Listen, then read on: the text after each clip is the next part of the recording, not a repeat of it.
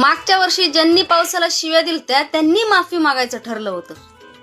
हे बोकडं कापतो कोण बोललं रे पावसाला?